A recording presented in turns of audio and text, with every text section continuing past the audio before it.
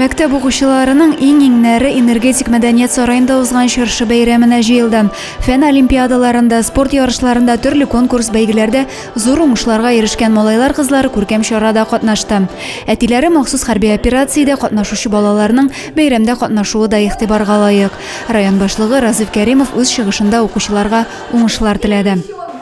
Бүгенге бәйрәмдә катнашучыларның һәркайсы ихтирам һәм хөрмәткә лаек.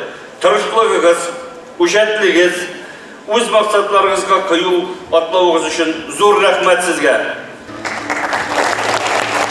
Киләчәктә дә зур уңышларга ирешүегезне, илебезнең чын патриотлары булып үсеп җитүегезне телим. Зейнең 15 сәләтле баласы сәхнәдә тәбрикләнеп, махсус сертификатларга ия булдылар. Уңышлар буыны фәндә беренче адымнар, талант һәм иҗат номинацияләрендә яңа исемнәр ачыкланды.